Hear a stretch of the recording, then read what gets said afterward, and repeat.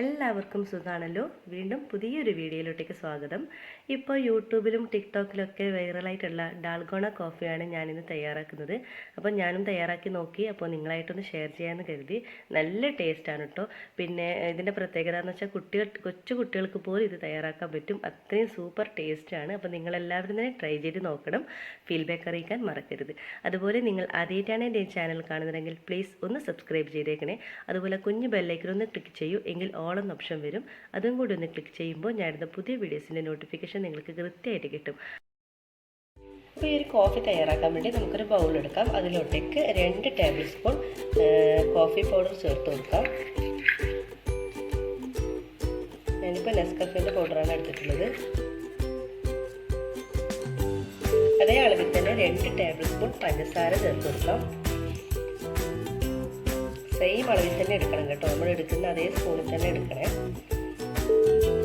പിന്നെ എടുക്കുന്നത് നല്ല തിളപ്പിച്ചുള്ള വെള്ളമാണ് എടുക്കുന്നത്. അതും 2 ടേബിൾ സ്പൂൺ എടുക്കണം. നല്ല ചൂട് വേണം.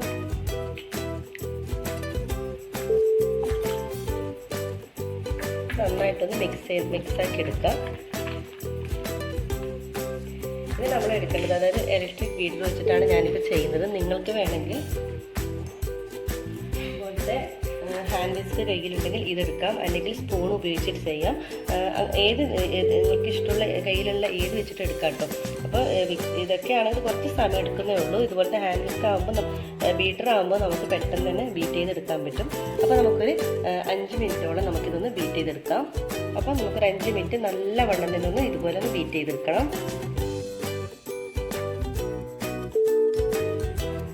നല്ല ക്രീമി ആയിട്ട് വരണം കേട്ടോ. അതുവരെ ബീറ്റ് ചെയ്തെടുക്കാം.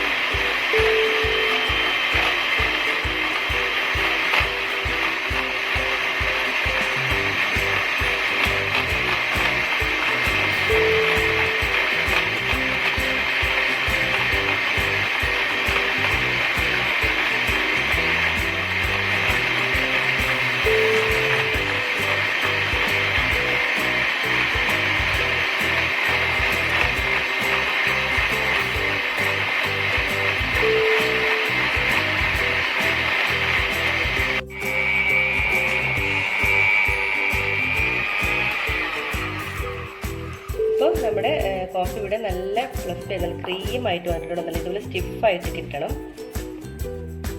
ഇപ്പോൾ ഇതിവിടെ റെഡി ആയിട്ടുണ്ട്.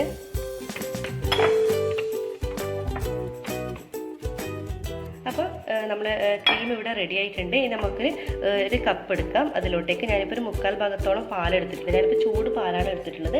നിങ്ങൾക്ക് വേണമെങ്കിൽ തണുത്ത പാലിൽ ഐസ് ക്യൂബ് ഇട്ടിട്ട് നിങ്ങൾക്ക് ചെയ്യാം കേട്ടോ. ഇനി ഇതിൻ്റെ മുകളിലോട്ടേക്ക് നമ്മുടെ ഈ ക്രീം ഇട്ട് കൊടുക്കാം. നമ്മുടെ കോഫി ക്രീം ഇട്ട് കൊടുക്കാം.